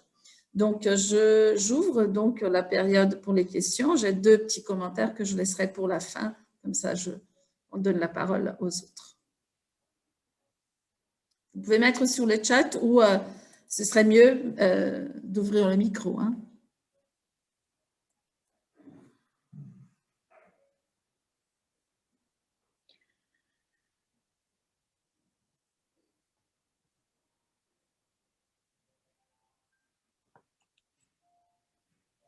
Alors, je ne sais pas comment vous voulez que l'on procède. On peut prendre quelques questions qui sont dans le chat ou... Oui, Je pense qu'il y a une question. Il y a Jassi qui va poser la question. voilà. Oui, c'est ça. Je vais commenter un peu ce que j'avais dit dans le chat et peut-être ajouter quelque chose parce qu'Eliane a déjà répondu. Parce que quand vous aviez montré les donnes avec E et avec ENT, j'avais posé la question, par exemple, si les verbes étaient les verbes choisir, comment ça se passerait? Et puis Eliane a réagi et moi j'ai pensé en voyant les explications des élèves que souvent la difficulté c'est de dire c'est qui les sujets. Et là, je me rappelle souvent des textes de Vygotsky où il va parler des fois, les sujets comme grammatical n'est pas vraiment le sujet au niveau du sens. Donc, peut-être c'est ça qui est difficile quelquefois pour les élèves. Je ne sais pas si vous voulez expliquer un peu plus, j'aimerais bien. Mais juste une remarque, ce que j'ai écrit sur le chat, c'est que selon les 3 catégories que tu as projetées, Nina, sur les sources pour d'où viendrait donc l'erreur, une des choses, c'est les côtés phonologiques. Donc si c'était ça, ok, il donne singulier pluriel, c'est la même chose, mais il choisit, c'est pas la même chose. Mais c'est pas la seule source de problème. Et dans ces cas-là, donc quand il y a un problème de sens, que ce soit choisi ou choisi, ça ferait pas vraiment la différence. Voilà. Mais si tu veux réagir. Oui, alors, oui, bon, la question est très bonne. En fait, on prend l'exemple des verbes comme donner, donc des verbes du premier groupe, si je prends la classification traditionnelle, hein, en ER, justement parce que là, on n'entend pas la différence entre singulier et pluriel. Comme dans un verbe, je ne sais pas, comme faire ou partir, il part, ils partent, alors on n'entend pas le ENT en tant que tel, mais il y a une différence qui est marquée. Ici, la différence n'est marquée par rien du tout. Il donne, on entend 2 fois exactement la même chose et puis on écrira 2 choses complètement différentes, d'accord? Et donc, c'est précisément ici, ou pour ce genre de situation, qu'on voit la valeur ajoutée d'une certaine manière de la réflexion grammaticale. En fait, c'est ça qu'on veut dire. C'est qu'il y a des situations où un raisonnement de type simplement morphophonétique peut suffire. Donc, on ne le voit pas forcément en tant que source d'erreur. Hein. On dit, les élèves prennent appui sur l'une ou l'autre de ces 3 stratégies. C'est ce qu'on observe en classe. Ce n'est pas forcément ce qu'on enseigne. C'est quand on observe les apprenants, on observe qu'ils prennent appui sur ce qu'ils entendent ou ce qu'ils ont eu l'habitude de voir très souvent. D'accord ? Parenthèse, les élèves vont écrire très souvent encore avec S à la fin parce que c'est comme ça qu'on le voit très souvent, ou enfin des choses, il y a des mots qu'on va écrire comme ça parce qu'on le voit avec S à la fin, ou chant, voilà, par exemple, ou, voilà, ok. Donc, ça c'est une stratégie qui peut suffire pour certains termes, mais pas pour d'autres. Et donc, l'objectif ici, c'est de voir quand et dans quelle situation la grammaire peut servir vraiment d'appui puissant pour élucider le problème quand les autres stratégies ne suffisent pas.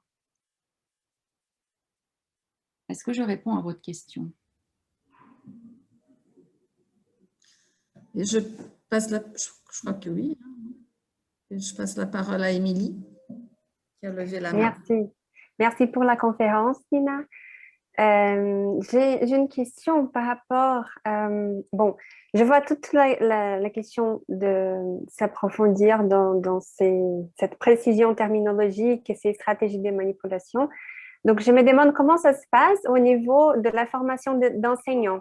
Est-ce qu'ils ont été formés avec cette conception ou est-ce qu'il y a une formation continue pour qu'ils apprennent à mieux voilà, travailler la grammaire avec les élèves? Donc, comment ça se passe au niveau de la formation des profs? Alors, Émilie, tu poses la question qui fâche. Tu poses la question qui pose problème, parce que c'est vrai que de ce point de vue, le temps en formation que l'on a, il est insuffisant, c'est sûr.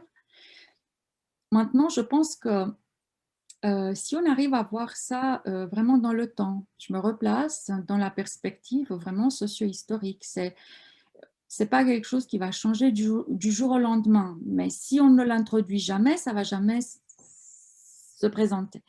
Donc, si on commence avec les apprenants dans les classes quand ils sont élèves, avec les quelques enseignants qui arrivent à faire cela, avec les années, voilà, j'espère que ça va pouvoir se construire.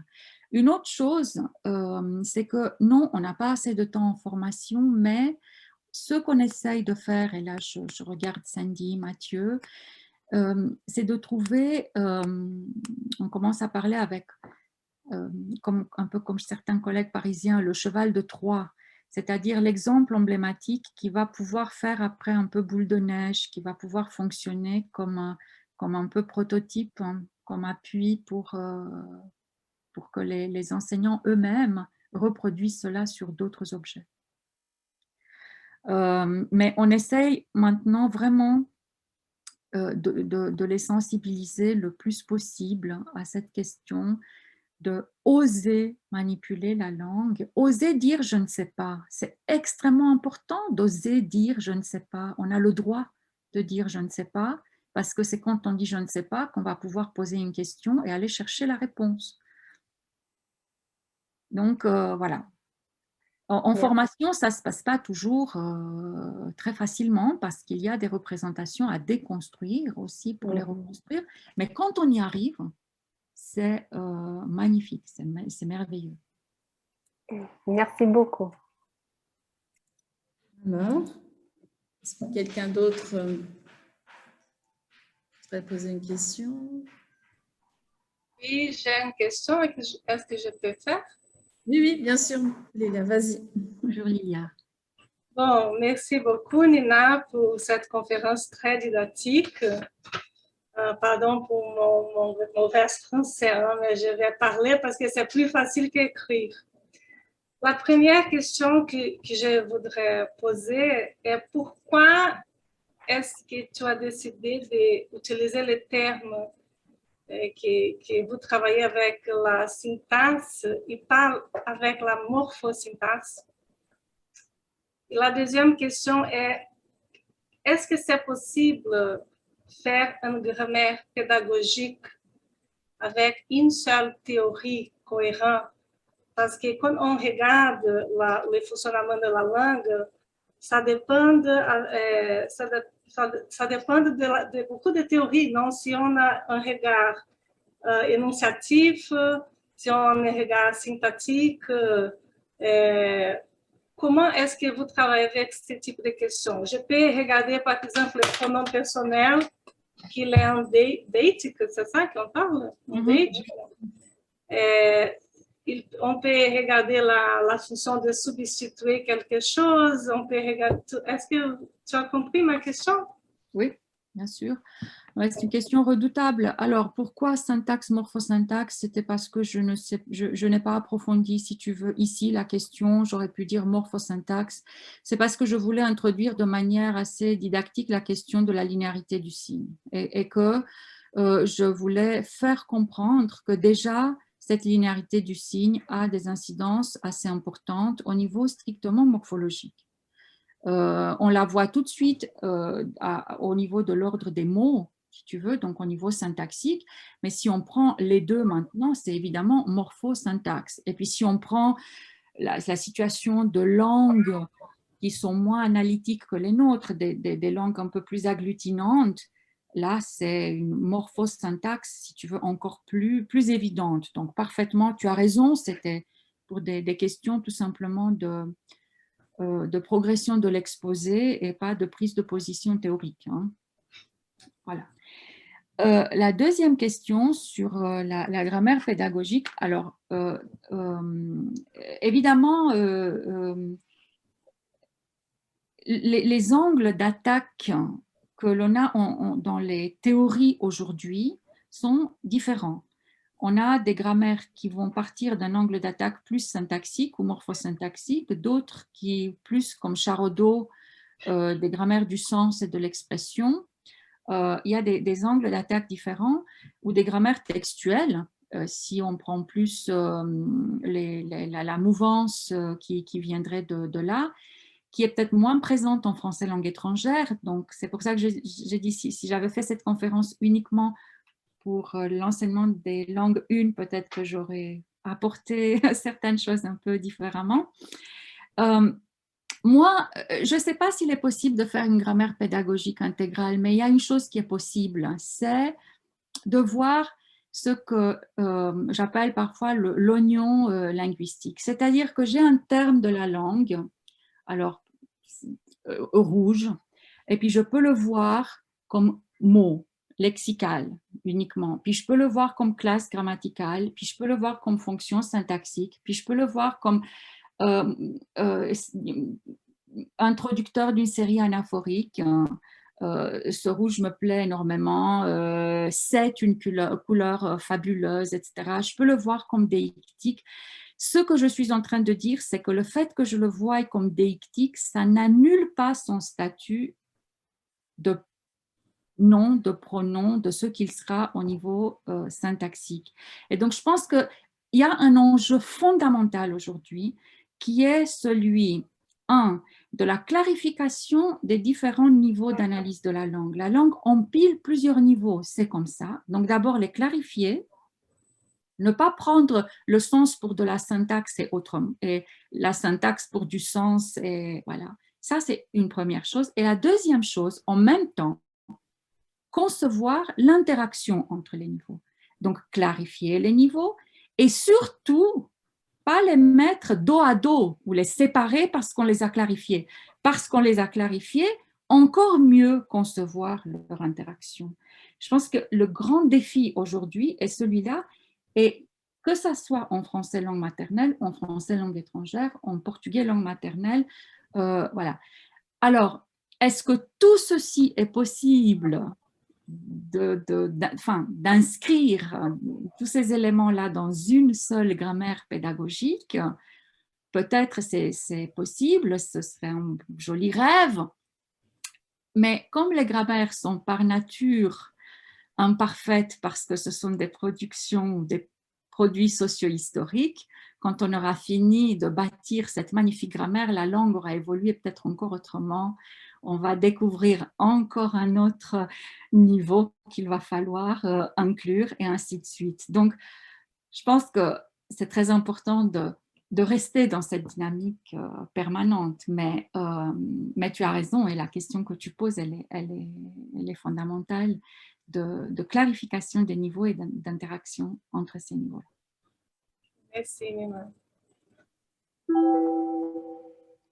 Est-ce qu'il y a encore des questions? Moi, je vais faire deux petits commentaires pendant que vous pensez si vous avez... Est-ce que Mathéos, est-ce que tu veux poser une question? Oui, en fait, Eliane, j'aimerais bien savoir quelle serait la place des exceptions, parce que dans la grammaire notamment, parce que normalement, on explique la règle et après, donc, on explique les exceptions, on dit en fait qu'il y a des exceptions, et parfois, ils ne sont pas contents, donc ils se plaignent toujours, ils disent, mais pourquoi il y a ça comme règle? Il y a toujours des exceptions. Donc, comment pourrait-on leur expliquer ou les rassurer un peu par rapport à cela? Parce que de manière académique, parce que parfois je leur dis qu'il faut accepter, c'est un autre système, mais parfois ils ne sont pas contents. Donc, y a-t-il une autre manière d'expliquer ça de manière plus ferme? C'est une très bonne question de nouveau. Alors écoutez, je vais vous faire une réponse rapide, de nouveau en 2 temps. Un des enjeux des grammaires modernes, quand on a introduit les grammaires rénovées, ça a été justement de faire une place un peu moins importante aux exceptions, parce que dans les grammaires traditionnelles, on commençait par les exceptions. On avait de très longs développements, par exemple, de tout comme adverbe, et on oubliait presque qu'il y a aussi de la régularité dans la langue. Alors, le pari qu'il y a derrière dans ces grammaires dites rénovées, c'est d'abord de montrer aux apprenants les régularités, de partir de là, d'installer les régularités partout là où c'est possible, et puis par rapport à ça, de montrer les exceptions. Mais ne pas focaliser sur les exceptions tout de suite parce que ça va introduire des difficultés. Les apprenants vont se braquer, mais c'est trop difficile, je ne peux pas. Mais si on essaye de leur montrer qu'il y a aussi des choses qui marchent, qui sont régulières, sur lesquelles on peut se baser, voilà.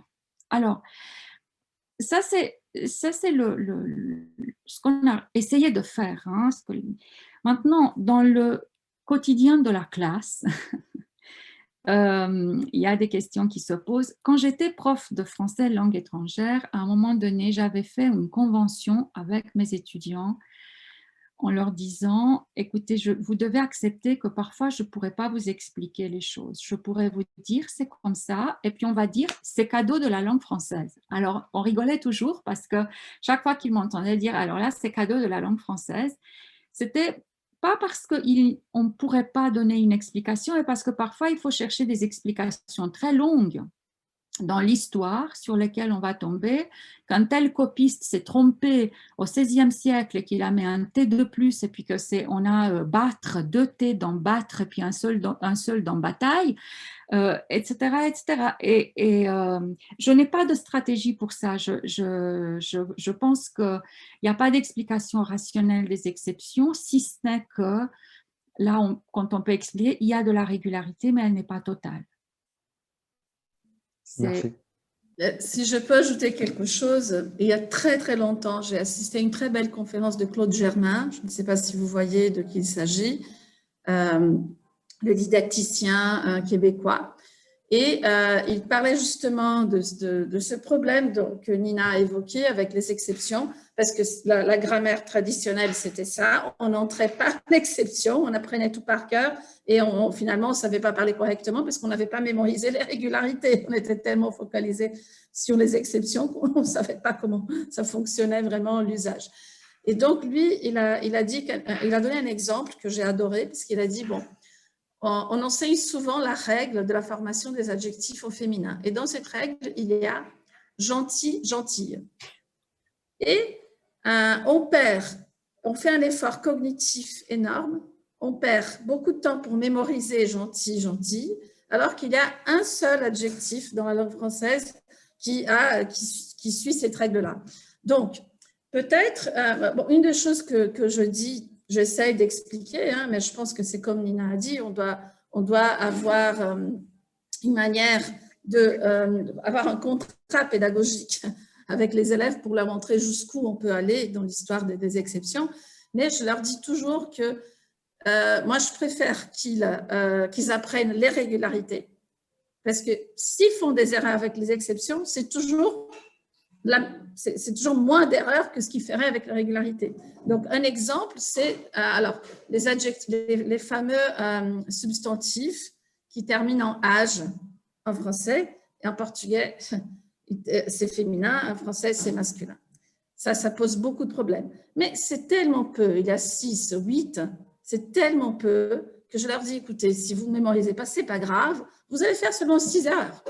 Donc, ce n'est pas vraiment très important. Donc, c'est comme ça que j'essaie un peu de dédramatiser cette histoire des exceptions. Voilà. Ouais, je me permets de compléter parce que tu me fais penser, Eliane, à 2 choses. Il y a une stratégie que j'utilisais aussi, c'est donner un ordre de grandeur. Parce que quand on dit, il y a des exceptions, mais il y en a combien? Ce n'est pas pareil si on dit il y en a 5. Et puis on va les énumérer. Ou si on dit, oh, il y en a, mais on ne sait pas très bien où elles sont, puis on va les voir au fur et à mesure. Et donc, donner un ordre de grandeur est une stratégie assez puissante. Par exemple, en conjugaison, on dit il y a 14 verbes qui fonctionnent comme ça. Alors, ceux-là, on va les apprendre. Mais pour le reste, on peut se fier ou on peut se baser sur telle ou telle règle.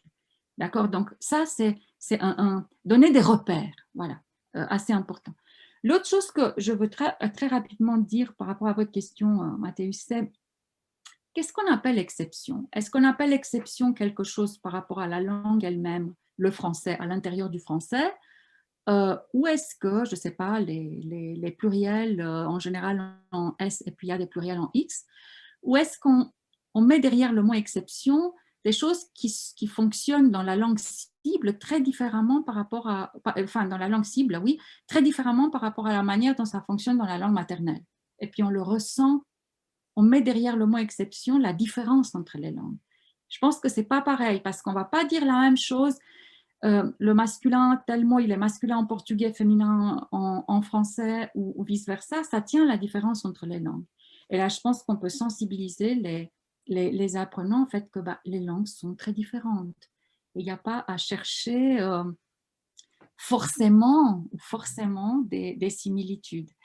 Donc, voilà, clarifier qu'est-ce qu'on entend par exception. C'est aussi quelque chose d'assez important. Il y a Viviane qui lève la main. Oui, Viviane, mais 2 secondes, Viviane. Je vais juste faire un commentaire ici, parce que Maria Christine a parlé du problème des évaluations. Mais à mon avis, donc, il faut voir, je ne sais pas de quelles évaluations. Si c'est pour les diplômes, les DELF et les DALF, ça ne se base pas sur les exceptions. Au contraire, c'est sur les savoir-faire. Et je pense que si c'est dans un autre contexte, il faut vraiment parler, enfin, il faut vraiment reformuler donc, les évaluations, à mon avis. Parce qu'il ne faut pas se fixer donc, sur ces choses-là, surtout pour évaluer. Donc, Viviane, si tu veux dire un mot, je pense que tu veux dire un mot. Après, je vais faire 2 petits commentaires.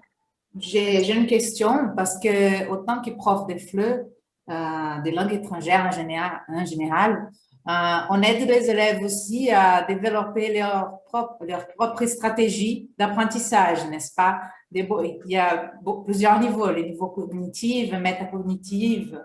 Et dans une partie de la présentation, tu as dit que quand tu répondais pourquoi la grammaire, à quoi ça sert la grammaire, une des choses, c'est pas exactement les mots qui c'est dans la diaporama, mais ça aide aussi, tu as dit que ça aide aussi l'élève à raisonner de manière plus abstraite. C'était une des choses, d'accord?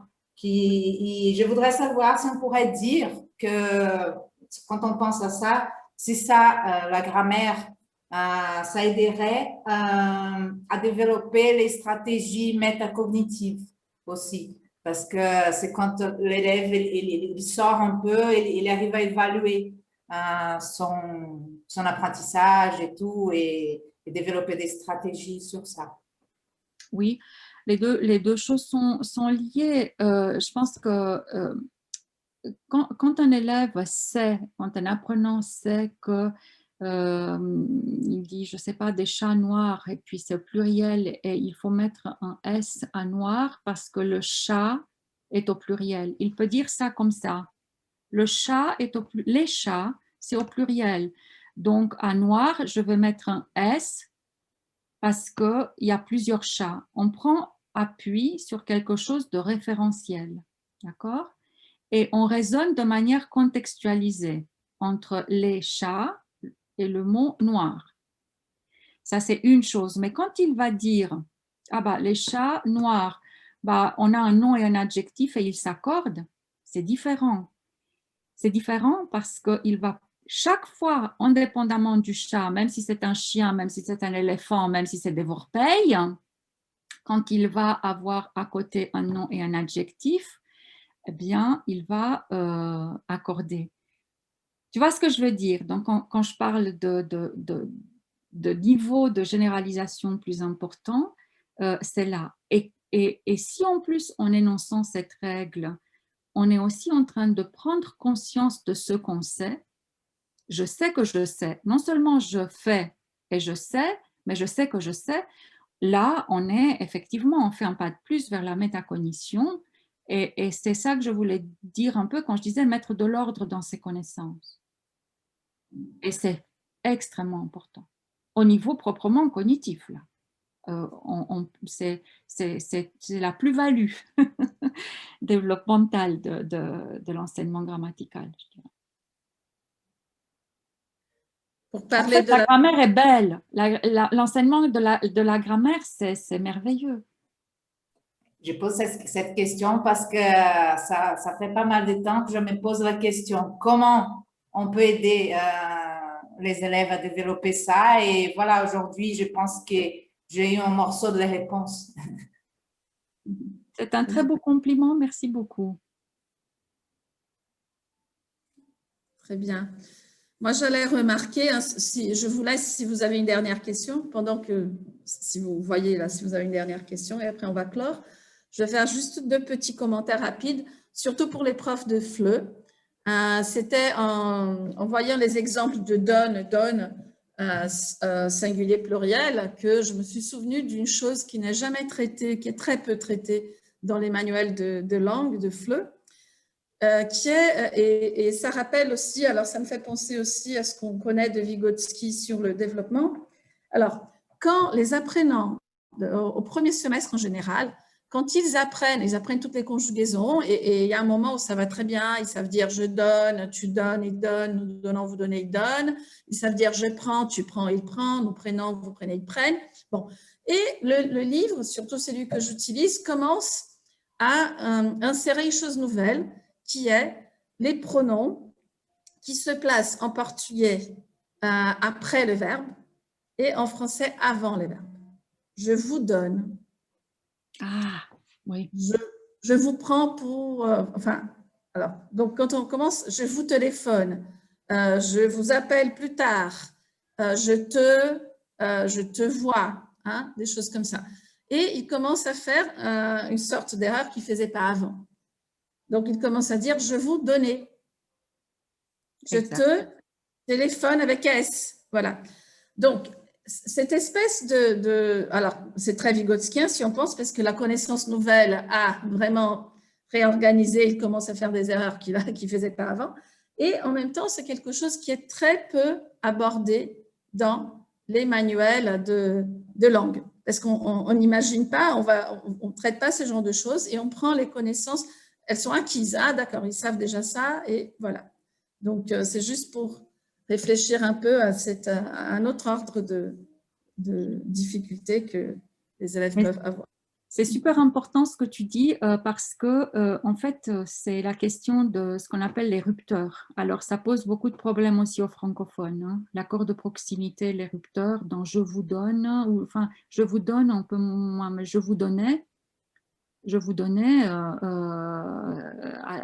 tous les coups, enfin, il y a des choses comme ça, mais c'est pour ça que les roses qui parfument le salon, là, c'est aussi, ça incite aussi à des accords de proximité. Fayolle avait travaillé pas mal à un moment donné sur la phrase « le jardinier cultive des légumes et il les asperge ».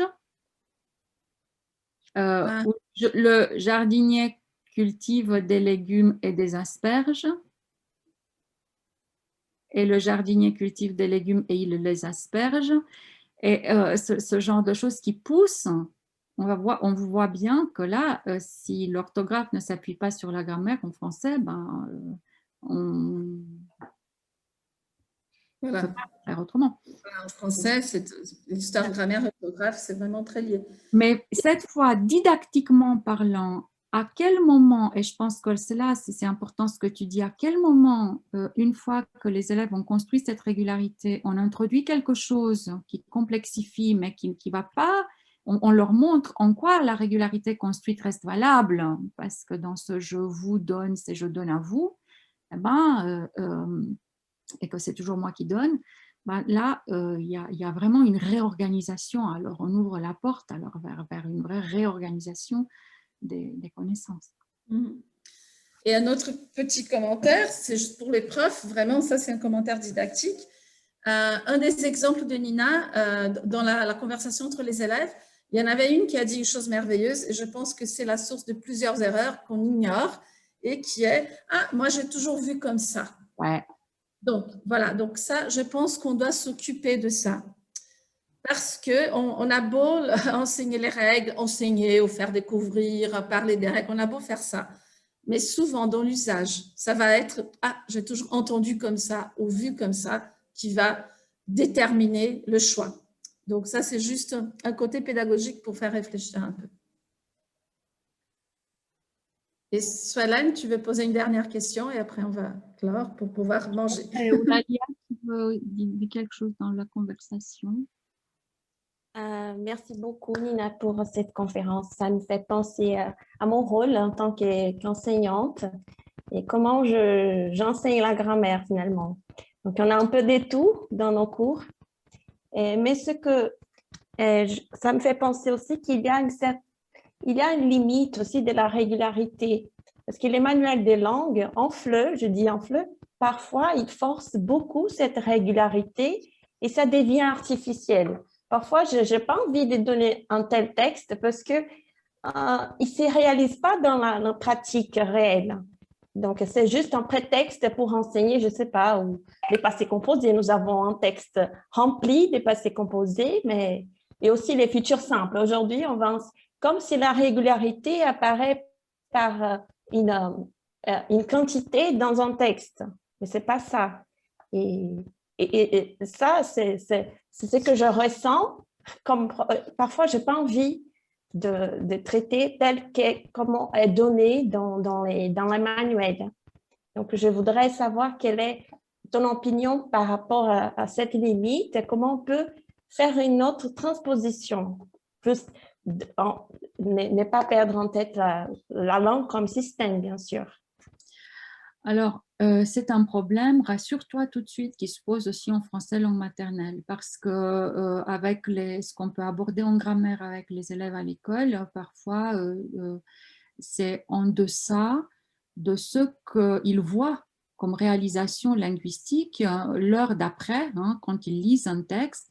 Et puis, parfois, on a l'impression que ce qu'on leur donne en grammaire comme support de travail, ça les rend plus bêtes, quoi. Enfin, je dirais, on baisse un peu. Alors, il y a deux choses, je crois, à dire. En tout cas, je pense d'abord que le prof a le droit de trafiquer des textes. C'est-à-dire qu'on peut très bien prendre un texte authentique et le modifier de manière à ce que sa complexité intrinsèque ne freine pas la compréhension du phénomène grammatical étudié.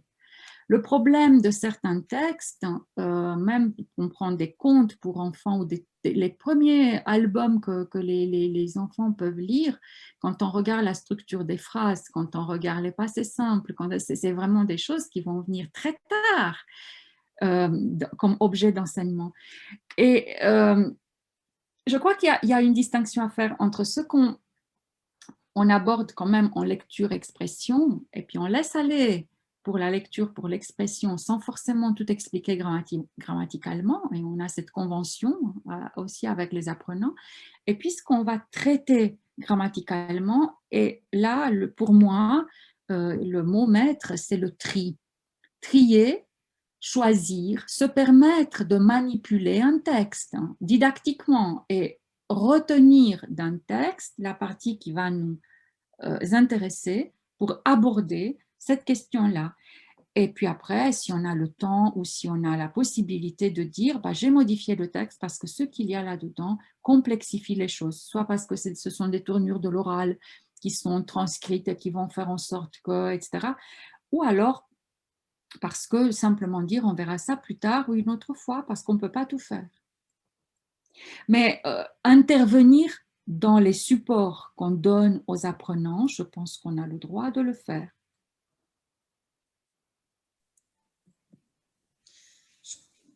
Je crois qu'Eulalia veut dire quelque chose. Elle m'a demandé sur le chat. Et voilà, oui, très vite fait. Lina, merci beaucoup encore une fois. C'était magnifique. J'ai bien compris, c'est le début d'une discussion. Il faut continuer. Alors, Eliana, il faut qu'elle revienne. Et j'ai beaucoup aimé quand tu as utilisé la grammaire comme utile d'émancipation. Ça, c'est magnifique. Et bravo, parce que surtout au Brésil, peut-être partout, hein, quand on parle de la grammaire, c'est toujours les cours de grammaire traditionnels. Et d'une façon ou de l'autre façon, on s'allonge un peu de la grammaire. Une autre chose, au Brésil, sur les documents, les derniers, on fait une distinction. On dit les pratiques, les pratiques de l'usage de la grammaire, ça veut dire la lecture et aussi la production et les pratiques de l'analyse. Et dans ce cas, on va parler de l'analyse linguistique, juste pour dire ça. Oui, et quand j'ai fait mon master, j'ai travaillé l'intercompréhension entre portugais, langue maternelle, et français, langue étrangère, et j'ai remarqué à la fin qu'il avait beaucoup de problèmes que les élèves transportaient de la langue maternelle. Je ne sais pas si c'est la même chose chez toi et même dans le travail qu'Eliane fait à la USP. Merci beaucoup encore une fois. C'était juste pour dire ça. Merci beaucoup, Eulalia. Je pense que les apprenants prennent appui sur leur langue maternelle pour entrer dans une deuxième langue, c'est un phénomène assez naturel, hein, parce qu'on prend appui sur quelque chose. On ne peut pas faire table rase, hein, d'un système linguistique pour entrer dans un autre système, etc. Et c'est tout un... Après, c'est vraiment un vrai travail, hein, de prendre de la distance pour oser entrer dans un autre système. C'est une vraie question interlinguistique, enfin didactique, de la didactique des langues de manière générale et des langues en contact, hein, de manière générale, un vrai beau problème auquel j'ai pas sur lequel je n'ai pas travaillé spécifiquement. Donc, non, moi j'ai travaillé ça au master, mais après j'ai découvert que le problème c'était exactement dans la classe de portugais. C'est pour ça que je me suis allongée. Je pense qu'il y a la langue maternelle est certainement une des sources, mais les autres langues étrangères, aujourd'hui, on a beaucoup. Oui. On apprend les français au Brésil, on a en général déjà appris l'anglais. Et donc ça, c'est une autre source. Et même les problèmes internes à l'apprentissage de la langue. Oui. Comme celui que je vous ai dit là, je vais vous donner, il est lié à l'apprentissage de la langue. Alors, bon, je pense qu'il faut clore. Je sais qu'on a tous beaucoup de questions et beaucoup d'intérêt pour tout ça. Mais alors, comme je vous avais dit, donc on enregistre et on va mettre donc ça sur YouTube. Après, on vous enverra le lien, d'accord? Si vous voulez exploiter un peu plus ces choses-là. Nina, merci beaucoup. Je vois que, tu vois, tout le monde a vraiment... tout le monde te remercie vraiment beaucoup. Tu as beaucoup de compliments et des félicitations sur les chats. C'était, comme je l'avais déjà dit, très enrichissant. Et c'est ce que j'ai pensé. J'ai pensé que, bon, les gens pensent que la grammaire, c'est ennuyeux, on ne veut pas en parler, etc. Mais quand on a quelque chose de super intéressant et qu'on réfléchit à partir de ça, ça devient quelque chose qu'on peut exploiter. Et comme on dit, Eulalia et d'autres, vraiment une source d'émancipation. Voilà, très bien.